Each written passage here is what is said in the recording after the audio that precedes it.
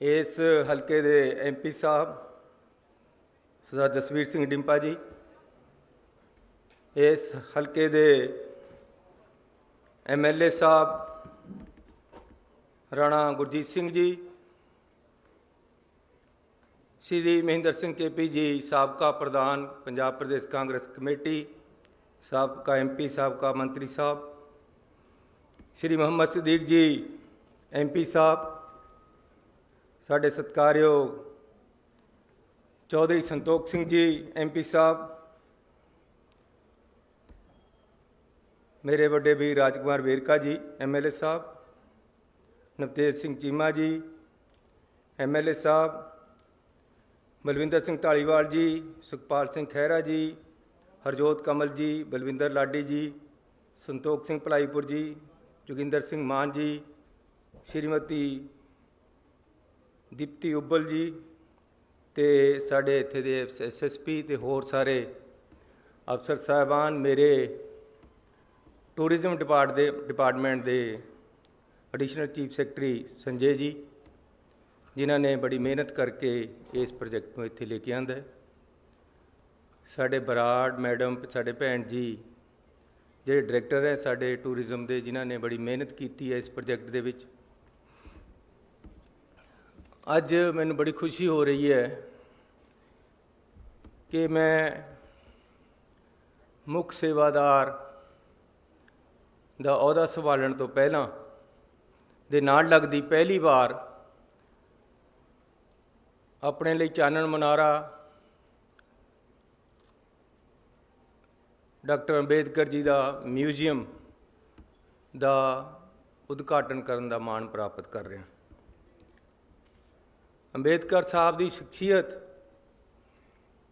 एक ऐसी शख्सियत है जिस तो सानू प्रेरणा मिलती है कि तुसी किसी भी गरीब लताड़े होए कजिही जी हालत में भी पैदा हो, तुसी शिखर ते पहुँच सकते हो।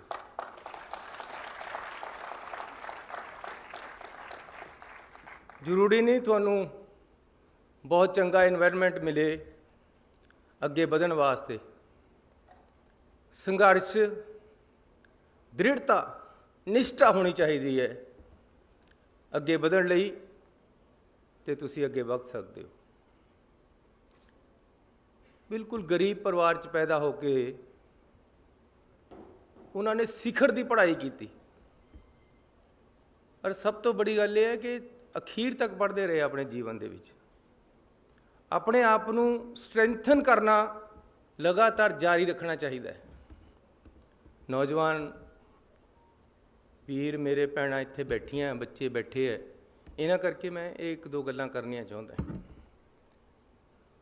जद असीं अंबेडकर साहब वाल नूं देखते हैं तो सानूं ये सोच मिलती है जिहड़ा उन्होंने कहा कि पढ़ो, जोड़ो तो संघर्ष करो।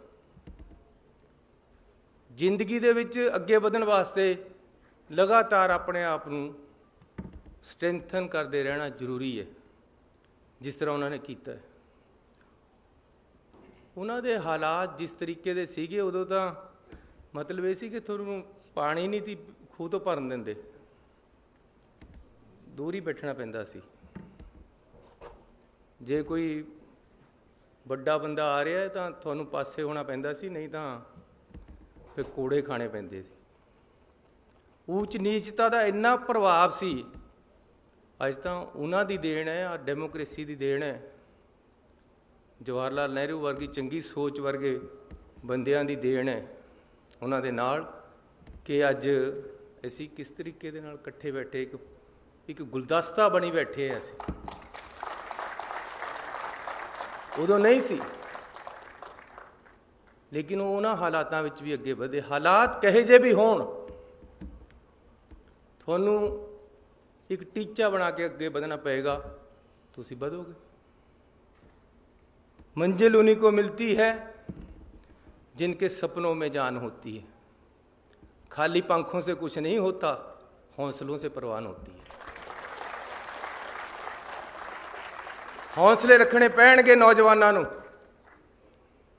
अगे बढ़न वास्ते। मैं भी इसी तरह पढ़िया, इन्हों देख देख के। मेरे पास भी इन्ने साधन नहीं सी, लेकिन मैं पढ़िया है और अज तक पढ़ रहे हैं। अपने आप को हर रोज़ कोशिश करदा कि अपने आप को स्ट्रैंथन करा, ताकत लेके आवां अपने आप च। खाली दिमागी जिसमानी हर तरह की कोशिश तुहानूं करते रहना पेगा। जब मैं पढ़न जांदा सी तां मैनूं पहलां बापू दे नाल टेंट लाउण जाना पैंदा सी सवेरे सवेरे, फिर स्कूल जांदा सी मैं या कालेज। जब मैं कालेज विच सी तां 2 मੱਝਾਂ ਦਾ टोका एक हफ्ते का करके रख के जाना पैंदा सी घर, ਜਿਹੜਾ ਬਾਅਦ ਦੇ ਵਿੱਚ ਚੱਲਦਾ ਸੀ, ਤੇ ਅਗਲੇ ਹਫਤੇ ਫੇਰ ਆ ਕੇ ਕਰਨਾ ਹੈ। ਇਹ ਮਿਹਨਤ ਲਗਾਤਾਰ ਇਸ ਤਰ੍ਹਾਂ ਇਹਨਾਂ ਹਾਲਾਤਾਂ 'ਚੋਂ ਵੀ ਤੁਸੀਂ ਅੱਗੇ ਨਿਕਲ ਸਕਦੇ ਹੋ। ਮੈਂ ਉਹਨਾਂ ਨੌਜਵਾਨਾਂ ਨੂੰ ਉਹਨਾਂ ਨੂੰ ਕਹਿਣਾ ਚਾਹੁੰਦਾ ਕਿ ਤੁਸੀਂ ਹਾਲਾਤਾਂ 'ਚੋਂ ਅੱਗੇ ਵੱਧ ਸਕਦੇ ਹੋ, ਤੁਹਾਡਾ ਟੀਚਾ ਹੋਣਾ ਚਾਹੀਦਾ ਹੈ। ਮੇਰੀ ਸਕੂਲ ਦੇ ਵਿੱਚ ਕਦੇ ਫੀਸ ਹੀ ਨਹੀਂ ਲੱਗੀ। ਪਹਿਲਾਂ ਤਾਂ ਰਿਜ਼ਰਵੇਸ਼ਨ ਕਰਕੇ ਮਾਫ ਹੁੰਦੀ ਸੀ, ਉਸ ਤੋਂ ਬਾਅਦ ਮੈਂ ਖੇਲਣ ਲੱਗ ਗਿਆ। ਕਾਲਜ ਦੇ ਵਿੱਚ ਮੈਂ ਸਿਰਫ ਇੱਕ ਵਾਰ ਫੀਸ ਦਿੱਤੀ ਹੈ, ਉਸ ਤੋਂ ਬਾਅਦ ਸਪੋਰਟਸ ਬੇਸ 'ਤੇ ਮੇਰੀ ਐਡਮਿਸ਼ਨ ਰਹੀ ਹੈ। 26 ਰੁਪਏ ਮੇਰੀ ਟੋਟਲ ਫੀਸ ਲੱਗਦੀ ਸੀ ਸਾਲ ਦੀ। ਫੀਸ ਵੀ ਫਰੀ ਅਤੇ ਕੱਪੜੇ ਵੀ ਫਰੀ। 150 ਰੁਪਈਆ ਮੈਨੂੰ ਨਾਲ ਕਾਲਜ ਸਟੈਪੈਂਡ ਦਿੰਦਾ ਸੀ ਪੜ੍ਹਨ ਦਾ ਉਹਨਾਂ ਦੇ ਕਾਲਜ ਦੇ ਵਿੱਚ। 150 ਰੁਪਈਏ ਦੇ ਨਾਲ ਹੀ ਮੈਂ ਆਪਣਾ ਖਰਚਾ ਕਰਦਾ ਸੀ। ਮੈਂ ਆਪਣੇ ਮਾਪਿਆਂ 'ਤੇ ਫਿਰ ਕਦੇ ਪੈਸਾ ਨਹੀਂ ਲਿਆ। ਜਦ ਮੈਂ 10ਵੀਂ ਕ੍ਰੋਸ ਕਰ ਗਿਆ, ਫਿਰ ਵਜ਼ੀਫੇ ਪਰੇ ਕੰਮ ਚੱਲਿਆ। ਵਜ਼ੀਫਾ ਖੇਡਾਂ ਦਾ, ਉਹਦੇ ਨਾਲ ਪੜ੍ਹਦਾ ਸੀ ਮੈਂ। ਹੈਂਡਬਾਲ ਖੇਡਦਾ ਰਿਹਾ, 3 ਵਾਰ ਅਸੀਂ ਗੋਲਡ ਮੈਡਲ ਜਿੱਤਿਆ ਹੈਂਡਬਾਲ ਦੇ ਵਿੱਚ ਪੰਜਾਬ ਯੂਨੀਵਰਸਿਟੀ ਤੋਂ। ਪਹਿਲਾਂ ਮੈਂ BA ਕੀਤੀ, ਫਿਰ ਲਾਅ ਕਰ ਲਿਆ। ਜਦ ਮੈਂ ਪਹਿਲੀ ਵਾਰ MLA ਬਣਿਆ ਤਾਂ ਮੈਂ MBA ਕੀਤੀ PTU ਤੋਂ, ਮੈਂ ਤਾਂ ਸਟੂਡੈਂਟ ਵੀ ਹਾਂ। ਜਦ ਮੈਂ ਦੂਸਰੀ ਵਾਰ MLA ਬਣਿਆ ਤਾਂ ਮੈਂ ਪੰਜਾਬ ਯੂਨੀਵਰਸਿਟੀ ਤੋਂ MA ਕੀਤੀ ਪੋਲੀਟੀਕਲ ਸਾਇੰਸ ਦੀ। ਜਿਸ ਦਿਨ ਟਿਕਟਾਂ ਵੰਡਣੀਆਂ ਸੀ, ਦੇਖੋ ਤੁਸੀਂ ਹੈਰਾਨੀ ਦੀ ਗੱਲ, ਉੱਧਰ ਟਿਕਟਾਂ ਵੰਡਣੇ ਦੀ ਮੀਟਿੰਗ ਹੋਣੀ ਸੀ, ਉੱਧਰ ਮੇਰਾ ਪੇਪਰ ਸੀਗਾ। ਮੈਂ ਕਿਹਾ ਜੀ ਮੈਂ ਤਾਂ ਪੇਪਰ ਜਾਣਾ। ਕਹਿੰਦੇ ਕੱਲ੍ਹ ਨੂੰ ਮੀਟਿੰਗ ਹੈ, ਨਹੀਂ ਮਿਸ ਕਰ ਸਕਦਾ। ਮੈਂ ਕਿਹਾ ਪੇਪਰ ਵੀ ਨਹੀਂ ਮਿਸ ਕਰ ਸਕਦਾ। ਕਿੰਨੀ ਗ੍ਰੇਟਨੈਸ ਹੈ ਰਾਹੁਲ ਗਾਂਧੀ ਦੀ। ਕਹਿੰਦੇ ਮੇਰਾ ਜਹਾਜ਼ ਲੈ ਜਾ। ਮੈਂ ਉਹਨਾਂ ਦੇ ਜਹਾਜ਼ ਪਰ ਆ ਗਿਆ। ਮੇਰਾ ਵੀ ਨਿਸ਼ਚਾ ਸੀ, ਉਹਦੀ ਵੀ ਦਿਆਲਤਾ ਸੀ ਕਿ ਮੈਨੂੰ ਜਹਾਜ਼ ਦੇਤਾ ਆਪਣਾ। ਮੈਂ ਉਹਨਾਂ ਦੇ ਜਹਾਜ਼ ਪਰ ਆ ਕੇ ਆਪਣੇ ਟੀਚਰ ਨੂੰ ਉੱਥੇ ਹੀ ਬੁਲਾਇਆ। ਰਸਤੇ ਵਿੱਚ ਅਸੀਂ ਪੜ੍ਹਦੇ ਆਏ, ਸਵੇਰੇ ਪੇਪਰ ਦਿੱਤਾ, ਸਾਰੀ ਰਾਤ ਸੁੱਤਾ ਨਹੀਂ। ਪੇਪਰ ਦੇ ਕੇ ਮੈਂ ਫਿਰ ਮੁੜ ਗਿਆ, MA ਪਾਸ ਹੋ ਗਿਆ। ਹੁਣ ਮੈਂ PhD ਕਰ ਰਿਹਾ ਅਤੇ ਉਹ ਵੀ ਪੰਜਾਬ ਯੂਨੀਵਰਸਿਟੀ ਤੋਂ ਇੰਡੀਅਨ ਨੈਸ਼ਨਲ ਕਾਂਗਰਸ 'ਤੇ ਕਰ ਰਿਹਾ। ਰਾਤ ਮੈਂ 2 ਵਜੇ ਵਿਹਲਾ ਹੋਇਆ, 2 ਤੋਂ 3 ਆਪਣੇ ਟੀਚਰ ਦੇ ਨਾਲ ਬੈਠਿਆ, ਕਿਉਂਕਿ ਮੈਂ ਕਿਸੇ ਤਰ੍ਹਾਂ ਵੀ ਦਸੰਬਰ ਦੇ ਵਿੱਚ ਆਪਣਾ ਥੀਸਿਸ ਸਬਮਿਟ ਕਰਨਾ ਹੈ। ਸੋ ਜਦ ਤੁਸੀਂ ਨਿਸ਼ਚਾ ਕਰੋਗੇ ਤਾਂ ਜ਼ਰੂਰ ਤਰੱਕੀ ਮਿਲੇਗੀ। मंजिल मिल ही जाएगी एक दिन, भटकते भटकते ही सही। गुमराह तो वो हैं जो घर से निकले ही नहीं।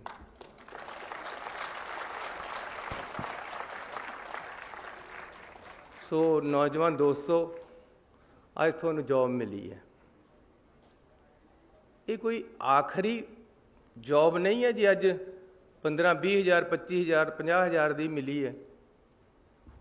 तरक्की करो, और बहुत दुनिया पई है सितारों से आगे जहाँ और भी हैं। थानू लगातार अपने आप को बिल्ड करना है। जेडे अज क्लर्क लगे हैं, मेरा भाई मनमोहन सिंह वो लग्या सी JE ओवरसीर कहते सी, उदों डिप्लोमा करके। उस तो बाद उन्हें नौकरी दे विच डिग्री की, फिर BA की, फिर लॉ किया, फिर इंजीनियरिंग की बड़ी डिग्री की, इंजीनियर इन चीफ हुण रिटायर होया। मतलब सब तो छोटी पौड़ी तो उतर के सब तो लास्ट पौड़ी ते गया। ਉਹਦਾ ਕਾਰਨ ਕਿਆ ਹੈ ਕਿ ਲਗਾਤਾਰ ਆਪਣੇ ਆਪ ਨੂੰ ਸਟਰੈਂਥਨ ਕਰਦਾ ਰਿਹਾ। ਇਸ ਲਈ ਮੈਂ ਪੰਜਾਬ ਦੇ ਨੌਜਵਾਨ ਨੂੰ ਬੇਨਤੀ ਕਰਨਾ ਚਾਹੁੰਦਾ ਕਿ ਉਹਦੇ ਵੱਲ ਦੇਖੋ। ਆ ਮੇਰੀ ਫੋਟੋ ਲੱਗੀ ਵੀ ਇਸ ਉਹਦੇ ਸਾਹਮਣੇ ਬਾਬਾ ਅੰਬੇਦਕਰ ਜੀ ਦੇ। ਮੈਂ ਕਿਹਾ ਯਾਰ ਜਿਹਨੇ ਆਹ ਬਣਾਇਆ, ਮੈਂ ਨਹੀਂ ਬਣਾਇਆ ਇਹ ਡਿਜ਼ਾਈਨ, ਮੈਨੂੰ ਬੜਾ ਚੰਗਾ ਲੱਗਿਆ ਕਿ ਮੈਂ ਉਹਦੇ ਵੱਲ ਨੂੰ ਦੇਖ ਰਿਹਾ ਤੇ ਉਹ ਮੇਰੇ ਵੱਲ ਨੂੰ ਦੇਖ ਰਿਹਾ। ਉਹਦੀ ਜ਼ਿੰਦਗੀ ਨੂੰ ਪੜ੍ਹੋ, ਉਸ ਤੋਂ ਸਿੱਖਿਆ ਲਓ, ਜ਼ਿੰਦਗੀ ਦੇ ਵਿੱਚ ਸੰਘਰਸ਼ ਕਰੋ ਤੇ ਫਿਰ ਅੱਗੇ ਵਧੋ। ਪੰਜਾਬ ਸਰਕਾਰ ਤੁਹਾਡੇ ਨਾਲ।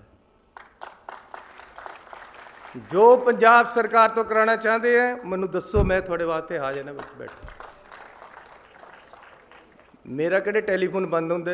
ਇਹ ਹੋ ਸਕਦਾ ਕਿ ਵੀ ਕਈ ਵਾਰ ਮੈਂ ਇੱਥੇ ਲੈਕਚਰ ਕਰ ਰਿਹਾ, ਉੱਥੇ ਕਾਲ ਮਿਸ ਹੋ ਜੇ, ਲੇਕਿਨ ਖੁੱਲ੍ਹਾ ਹੈ ਹਰ ਟਾਈਮ, ਦਿਨ ਰਾਤ ਖੁੱਲ੍ਹਾ ਹੈ। ਨਾਲੇ ਰਾਤ ਮੈਨੂੰ 1:30 ਵਜੇ ਇੱਕ ਟੈਲੀਫੋਨ ਆ ਗਿਆ, ਬਾਈ ਜੀ ਗਲਤੀ ਮਾਫ ਪਾਈ ਸੀ, ਮੈਂ ਤੁਹਾਨੂੰ ਕਹਿੰਦਾ ਰਾਤ ਨੂੰ ਕਰ ਲਿਆ। ਮੈਂ ਨਹੀਂ ਮੇਰੇ ਵਾਸਤੇ ਤਾਂ ਸਵੇਰੇ ਹੀ ਕਰ ਲੈ।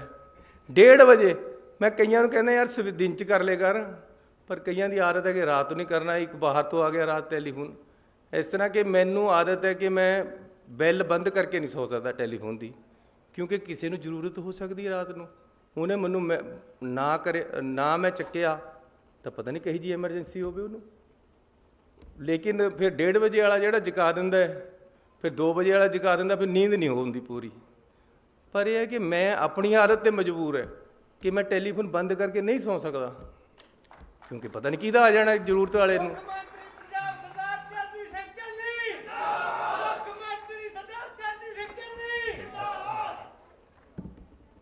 ਮੈਂ ਲਿਖ ਕੇ ਕੁਛ ਹੋਰ ਲਿਆਇਆ ਸੀ, ਉਹ ਮੈਨੂੰ ਮੇਰੇ ਅਫਸਰ ਕਹਿੰਦੇ ਯਾਰ ਅਸੀਂ ਲਿਖ ਕੇ ਕੁਝ ਹੋਰ ਦਿੰਦੇ, ਤੁਸੀਂ ਬੋਲ ਕੁਝ ਹੋਰ ਆਉਂਦੇ ਹੋ।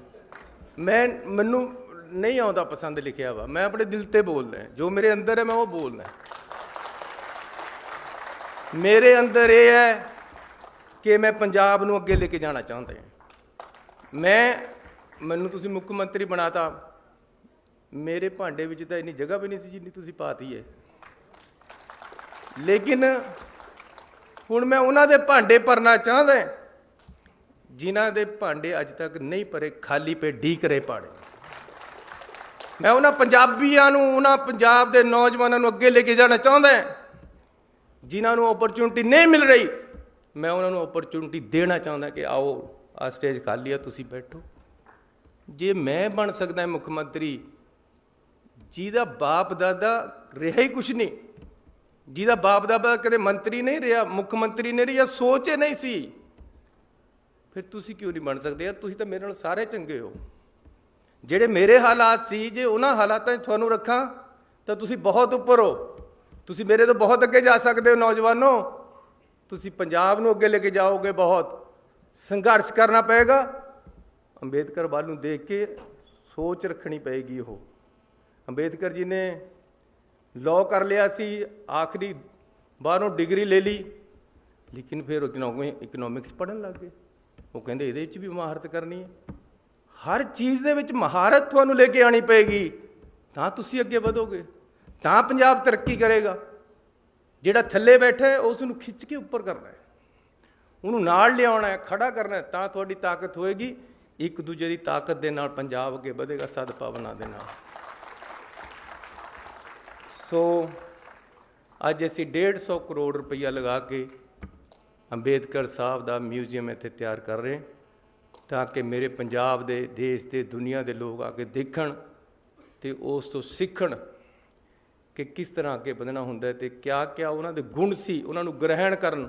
ਕਿਸ ਤਰ੍ਹਾਂ ਉਹਨਾਂ ਨੇ ਕਨਸਟੀਟਿਊਸ਼ਨ ਲਿਖਿਆ, ਕਿਸ ਤਰ੍ਹਾਂ ਕਨਸਟੀਟਿਊਸ਼ਨ ਦੀ ਕਿਆ ਭਾਵਨਾ ਹੈ, ਕਿਸ ਤਰ੍ਹਾਂ ਏਕਤਾ ਅਤੇ ਅਖੰਡਤਾ ਦੇਸ਼ ਦੀ ਨੂੰ ਕਾਇਮ ਰੱਖਣਾ ਹੈ, ਕਿਸ ਤਰ੍ਹਾਂ ਅਸੀਂ ਆਪਣੇ ਦੇਸ਼ ਨੂੰ ਮੂਹਰੇ ਰੱਖ ਕੇ ਦੇਸ਼ ਦੇ ਝੰਡੇ ਨੂੰ ਬੁਲੰਦ ਕਰਨਾ ਹੈ। ਉਹ ਅਸੀਂ ਇਸ ਮਿਊਜ਼ੀਅਮ ਵਿੱਚੋਂ ਆ ਕੇ ਦੇਖਾਂਗੇ ਅਤੇ ਸਿੱਖਾਂਗੇ ਅਤੇ ਅੱਗੇ ਵਧਾਂਗੇ। ਮੈਨੂੰ ਹੁਣ ਇੱਥੇ ਬੋਲ ਰਹੇ ਸੀ ਕਿ ਜੀ ਇਹਨੂੰ ਸਾਰਾ ਕੁਝ ਇਹ ਆਰਕੀਟੈਕਟ ਇਹਨਾਂ ਨੇ ਕੀਤਾ ਹੈ। ਅਸੀਂ ਡਿਸਕਸ ਕਰਨ ਲੱਗੇ ਕਿ ਜੀ ਇਹ ਮਿਊਜ਼ੀਅਮ ਬਣਾਉਣਾ ਮੇਰੀ ਦਿਲ ਦੀ ਸੋਚ ਹੈ ਵੀ ਆਪਾਂ ਬਣਾਉਣਾ। ਮੈਂ ਧੰਨਵਾਦ ਕਰਦਾ ਪਿਛਲੇ ਮੁੱਖ ਮੰਤਰੀ ਜੀ ਦਾ, ਮੈਂ ਉਹਨਾਂ ਨੂੰ ਜਾ ਕੇ ਕਿਹਾ, ਉਹ ਕਹਿੰਦੇ ਬਣਨਾ ਜ਼ਰੂਰੀ ਹੈ, ਬਣਾਓ। ਮੈਨੂੰ ਉਹਨਾਂ ਨੇ ਹੱਲਾਸ਼ੇਰੀ ਦਿੱਤੀ ਕੈਪਟਨ ਅਮਰਿੰਦਰ ਸਿੰਘ ਨੇ ਕਿ ਬਣਾਓ ਚੰਨੀ ਜੀ, ਤੁਹਾਡੀ ਸੋਚ ਹੈ, ਤੁਸੀਂ ਕਰੋ। ਮੈਂ ਕਿਹਾ ਜੀ ਇਹਦੇ ਵਾਸਤੇ ਅਸੀਂ ਪੈਸੇ ਵੀ ਆਪ ਹੀ ਅਰੇਂਜ ਕਰ ਲਾਂਗੇ। 150 ਕਰੋੜ ਰੁਪਈਆ ਯੂਨੀਵਰਸਿਟੀ ਦੇ ਰਹੀ ਹੈ, ਇਹ ਯੂਨੀਵਰਸਿਟੀ ਦਾ ਐਸੈਟ ਵੀ ਹੈ। ਮੈਂ ਯੂਨੀਵਰਸਿਟੀ ਦੇ ਸਾਰੇ ਲੋਕਾਂ ਨੂੰ ਧੰਨਵਾਦ ਦੇਣਾ ਚਾਹੁੰਦਾ ਕਿ ਤੁਹਾਡਾ ਵੀ ਐਸੈਟ ਹੈ, ਇਹ ਤੁਹਾਡਾ ਹੀ ਹੈ, ਤੁਸੀਂ ਹੀ ਇੱਥੇ ਚਲਾਉਣਾ ਅਤੇ ਤੁਹਾਡੀ ਹੀ ਜ਼ਮੀਨ 'ਤੇ ਬਣ ਰਿਹਾ ਹੈ। ਤੁਸੀਂ 10 ਏਕੜ ਇਸ ਵਾਸਤੇ ਦਿੱਤੀ ਹੈ, ਮੈਂ ਤੁਹਾਨੂੰ 50 ਏਕੜ ਇਸ ਤੋਂ ਪਿੱਛੇ ਤੁਹਾਡੇ ਵਾਸਤੇ ਹੋਰ ਲੈ ਕੇ ਦਿੰਦਾ, ਇਸ ਤੁਹਾਡੇ ਕੰਮ ਵਾਸਤੇ। ਸੋ ਜਦੋਂ ਅਸੀਂ ਇਹਨੂੰ ਬਣਾਉਣ ਲੱਗੇ, ਸੋਚਣ ਲੱਗੇ, ਕਿਹਾ ਮੈਂ ਕਿਹਾ ਯਾਰ ਇਹਨੂੰ ਇਸ ਤਰ੍ਹਾਂ ਦਾ ਬਣਨਾ ਕਿ ਦੂਰ 'ਤੇ ਪਤਾ ਲੱਗੇ ਕਿ ਇਹ ਹਿੰਦੁਸਤਾਨ ਦਾ ਨਿਸ਼ਾਨ ਹੈ ਇੱਕ, ਇਹ ਹਿੰਦੁਸਤਾਨ ਇਹਦੇ ਝਲਕਦਾ ਹੋਵੇ, ਸਾਡਾ ਕੰਸਟੀਟਿਊਸ਼ਨ ਇਹਦੇ ਝਲਕਦਾ ਹੋਵੇ, ਅੰਬੇਦਕਰ ਸਾਹਿਬ ਇਸ ਤਰ੍ਹਾਂ ਝਲਕਦਾ ਹੋਵੇ। ਮੈਨੂੰ ਕਹਿੰਦੇ ਜੀ ਕਿਸ ਤਰ੍ਹਾਂ ਬਣੇਗਾ? ਮੈਨੂੰ ਕੋਈ ਐਂਬਲਮ ਦੇ ਗਿਆ ਸੀ ਐਡਾ, ਉਹਦੇ ਥੱਲੇ ਇੱਦਾਂ ਪਿੱਲਰ ਲਾ ਕੇ ਉੱਪਰ ਐਂਬਲਮ ਲੱਗਿਆ ਹੋਇਆ ਸੀ, ਜਿਸ ਤਰ੍ਹਾਂ ਉਹ ਉੱਪਰ ਲੱਗਿਆ ਹੋਇਆ। ਮੈਂ ਉਹ ਚੱਕ ਕੇ ਇਹਨਾਂ ਦੇ ਮੂਹਰੇ ਆ ਰੱਖਤਾ। ਮੈਂ ਕਿਹਾ ਆਪਾਂ ਇਸ ਤਰ੍ਹਾਂ ਹੀ ਬਣਾਉਣਾ ਹੈ, ਸਾਡਾ ਦੇਸ਼ ਇਹਦੇ 'ਚੋਂ ਝਲਕਦਾ ਹੋਵੇ, ਉਹਦਾ ਚਿੰਨ੍ਹ ਇਹਦੇ 'ਚੋਂ ਝਲਕਦਾ ਹੋਵੇ, ਅੰਬੇਦਕਰ ਦਾ ਉਹਦੀ ਝਲਕ ਮਿਲੇ ਉਹਦੀ ਬਿਲਡਿੰਗ 'ਚੋਂ ਹੀ, ਅੰਦਰਲੇ ਕਿਤੇ ਜਾ ਕੇ ਪਤਾ ਲੱਗਣਾ। ਮੈਂ ਵੇਰਕਾ ਜੀ ਦਾ ਬੜਾ ਧੰਨਵਾਦੀ ਹਾਂ, ਇਹਨਾਂ ਨੇ ਇਹਦੇ 'ਚ ਸਾਡੀ ਬੜੀ ਮਦਦ ਕੀਤੀ, ਇਹਨਾਂ ਨੂੰ ਵੀ ਅਸੀਂ ਇਹ ਸਾਰਾ ਦਿਖਾਇਆ। ਸੋ ਅਸੀਂ ਅੰਬੇਦਕਰ ਜੀ ਨੂੰ ਇੱਥੇ ਉਹਨਾਂ ਦਾ ਮਿਊਜ਼ੀਅਮ ਬਣਾ ਕੇ, ਪੂਰੇ ਵਰਲਡ ਕਲਾਸ ਦਾ ਮਿਊਜ਼ੀਅਮ ਬਹੁਤ ਵਧੀਆ ਇਸ ਨੂੰ ਬਣਾਇਆ ਜਾਏਗਾ। 150 ਕਰੋੜ ਰੁਪਈਆ ਇਹਦੇ 'ਚ ਲੱਗੇਗਾ। ਇਸ ਦੇ ਨਾਲ ਨਾਲ ਉਹਨਾਂ ਦੇ ਨਾਮ 'ਤੇ, ਕਿਉਂਕਿ ਜੇ ਅਸੀਂ ਕਿਸੇ ਗਰੀਬ ਨੂੰ ਉੱਪਰ ਚੱਕਣਾ ਚਾਹੁੰਦੇ ਹਾਂ, ਆਟਾ ਦਾਲਾਂ ਦੇ ਨਾਲ ਉਹ ਨਹੀਂ ਉਹਨੇ ਚੱਕ ਹੋਣਾ। ਤੁਸੀਂ ਰੋਜ਼ ਮਹਾਰਾ ਦੀ ਆਟਾ ਦਾਲ ਦੇ ਦਿਓ ਉਹਨੂੰ, ਉਹਨੇ ਆਟਾ ਦਾਲ ਖਾੜੀਆਂ ਆਪਣਾ ਸੌਂ ਜਾਣੇ। ਲੇਕਿਨ ਜੇ ਉਹਦੇ ਬੱਚੇ ਨੂੰ ਤੁਸੀਂ ਪੜ੍ਹਾਈ ਦੇਤੀ, ਉਹ ਆਪੇ ਬੜਾ ਹੋ ਕੇ ਆਪੇ ਅੱਗੇ ਆ ਕੇ ਆਪਣੀ ਵੀ ਗਰੀਬੀ ਚੱਕ ਦੇਗਾ, ਆਪਣੇ ਮਾਂ-ਬਾਪ ਦੀ ਵੀ ਚੱਕ ਦੇਗਾ। ਇਸ ਕਰਕੇ ਐਜੂਕੇਸ਼ਨ ਸਿਸਟਮ ਨੂੰ ਸਟਰੈਂਥਨ ਕਰਨਾ ਹੈ। ਸਭ ਤੋਂ ਬੜੀ ਚੀਜ਼ ਹੀ ਐਜੂਕੇਸ਼ਨ ਹੈ। ਮੇਰਾ ਬਾਪੂ ਮੈਨੂੰ ਪੜ੍ਹਾਇਆ, ਮੇਰੇ ਭਾਈਆਂ ਨੂੰ ਪੜ੍ਹਾਇਆ। ਇੱਕ ਮੇਰਾ ਭਰਾ ਡਾਕਟਰ ਹੈ, ਇੱਕ ਚੀਫ ਇੰਜੀਨੀਅਰ ਰਿਟਾਇਰ ਹੋਇਆ, ਇੱਕ ਮੈਂ ਹਾਂ, ਇੱਕ ਮੇਰੇ ਤੋਂ ਛੋਟਾ ਹੈ। ਲੇਕਿਨ ਐਜੂਕੇਸ਼ਨ ਉਹਦੀ ਸੋਚ ਸੀ, ਅੰਬੇਦਕਰ ਦੀ ਸੋਚ ਉਹਦੇ 'ਚ ਸੀਗੀ, ਸਾਡੇ 'ਚ ਆ ਗਈ। ਅੰਬੇਦਕਰ ਦੀ ਸੋਚ ਸੀ ਕਿ ਜੀ ਪੜ੍ਹੋ।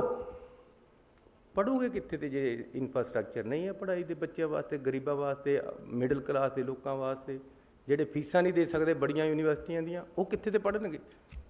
ਇਸ ਲਈ ਅਸੀਂ ਬੱਚਿਆਂ ਨੂੰ ਇਨਫਰਾਸਟਰਕਚਰ ਦੇਣਾ, ਪੜ੍ਹਾਈ ਦੇ ਇੰਸਟੀਟਿਊਸ਼ਨ ਦੇਣੇ। ਇੱਥੇ ਅਸੀਂ ਇੱਕ IIM ਦੇ ਨਾਲ ਮਿਲ ਕੇ ਮੈਨੇਜਮੈਂਟ ਕਾਲਜ ਬਾਬਾ ਅੰਬੇਦਕਰ ਸਾਹਿਬ ਦੇ ਨਾਮ 'ਤੇ ਅੱਜ ਹੀ ਮੈਂ ਘੋਸ਼ਣਾ ਕਰਦਾ ਕਿ ਇੱਥੇ ਸਥਾਪਿਤ ਕਰਾਂਗਾ।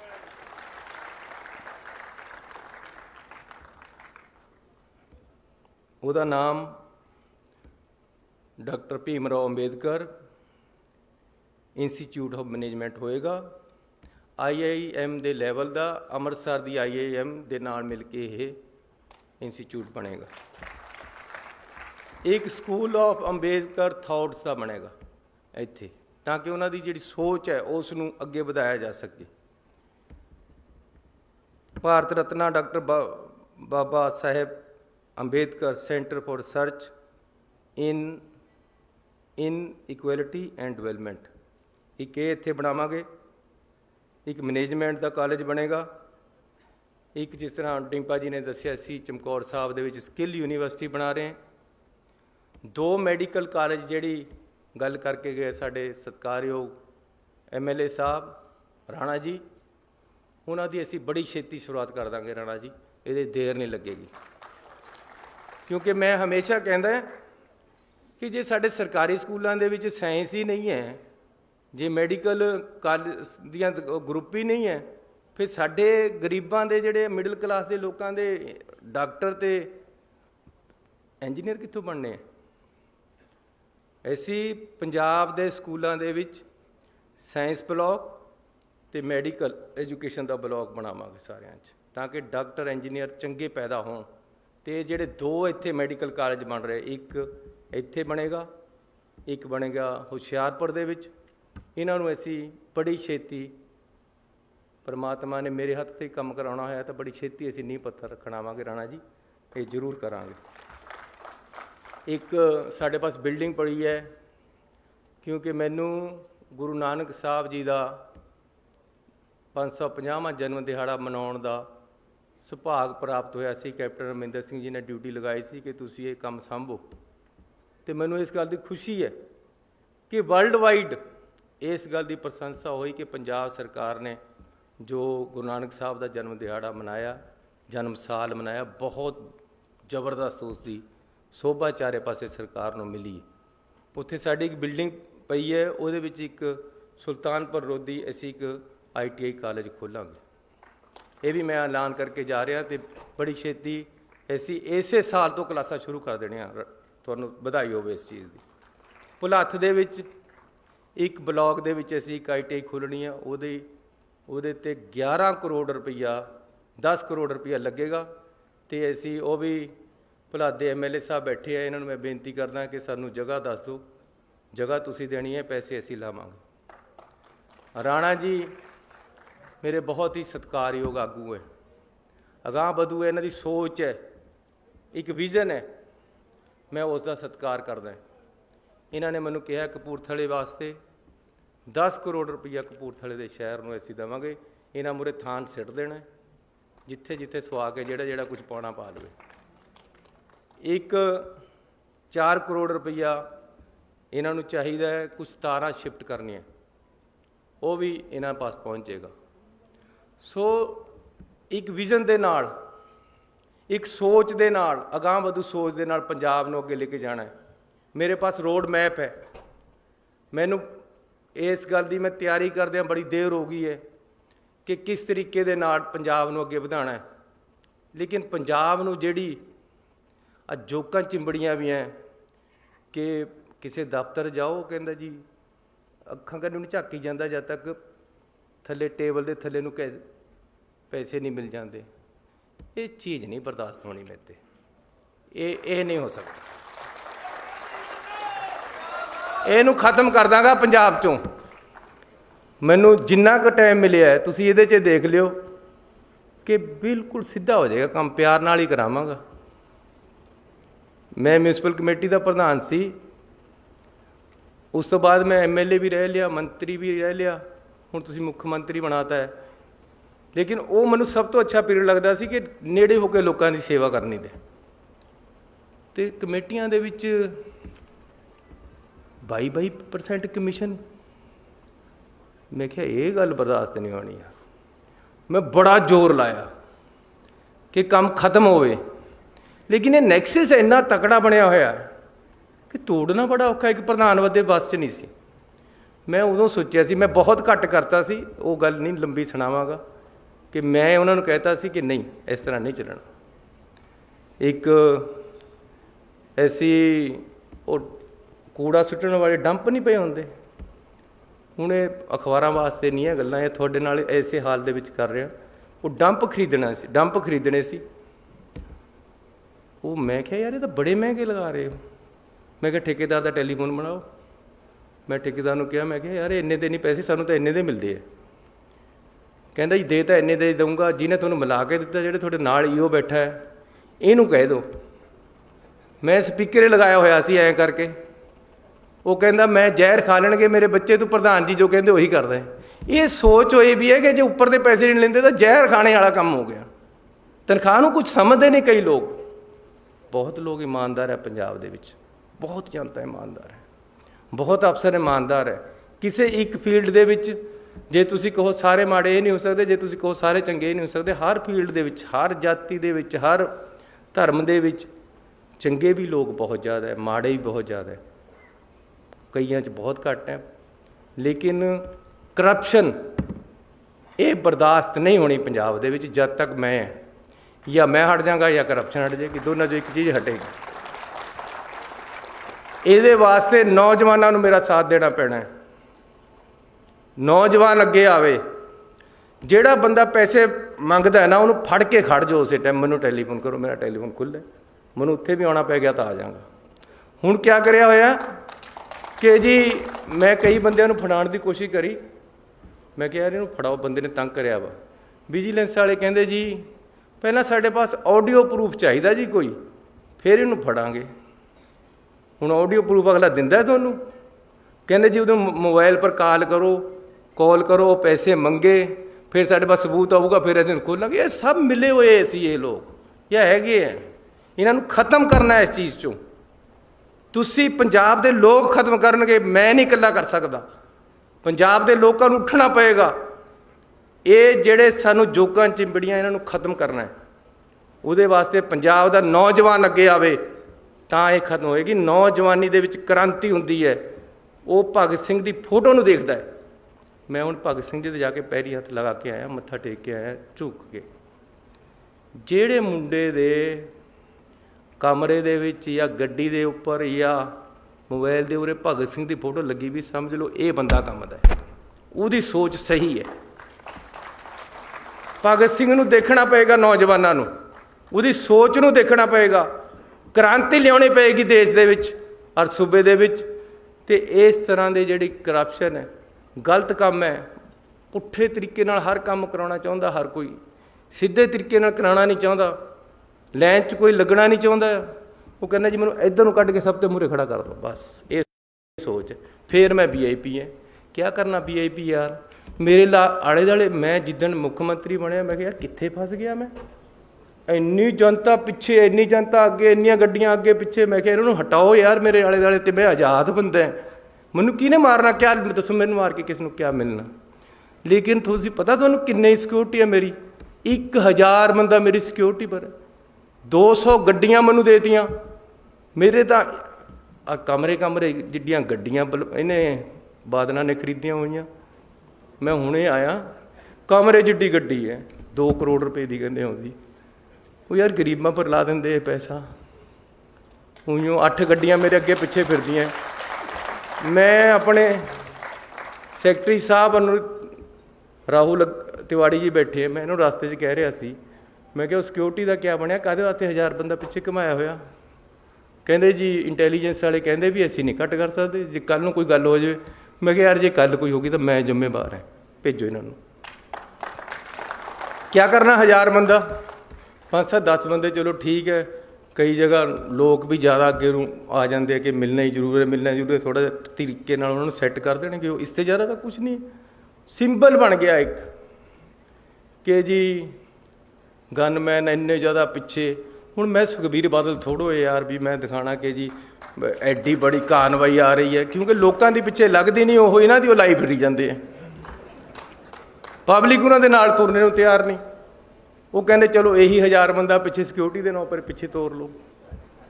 ਇਸ ਕਰਕੇ ਨੌਜਵਾਨ ਵੀਰੋ, ਇਹ ਸਮਝ ਲਓ ਤੁਹਾਡਾ ਭਰਾ ਮੁੱਖ ਮੰਤਰੀ ਹੈ ਅਤੇ ਤੁਹਾਨੂੰ ਐਡਜਸਟ ਕਰਨਾ ਹੈ।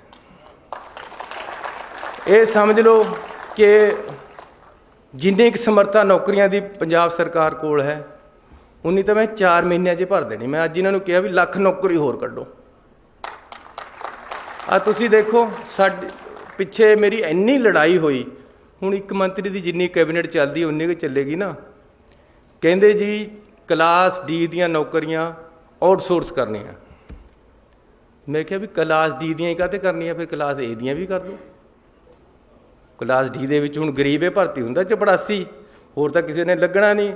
ਡਰਾਈਵਰ, ਟੈਕਨੀਸ਼ੀਅਨ, ਜਿੰਨੇ ਕਲਾਸ D ਦੇ ਵਿੱਚ ਹੈ, ਉਹ ਮੇਰੇ ਡਾਇਰੈਕਟਰ ਬੈਠੇ। ਮੈਂ ਇਹਨਾਂ ਦੀ ਫਾਈਲ ਪਰ ਲਿਖ ਕੇ ਭੇਜਿਆ ਵੀ ਨਹੀਂ ਇਸ ਤਰ੍ਹਾਂ ਹੋ ਸਕਦਾ। ਹੁਣ ਮੈਂ ਕਰ ਦੇਣਾ। ਹੁਣ ਮੇਰੇ ਪਾਸ ਆ ਗਈ ਉਹ ਕੱਲ੍ਹ। ਕਲਾਸ D ਦੇ ਵੀ ਰੈਗੂਲਰ ਹੀ ਭਰਤੀ ਹੋਣਗੇ। ਉਹ ਕਿਤੇ ਹੋਰ 'ਤੇ ਆਏ ਆ,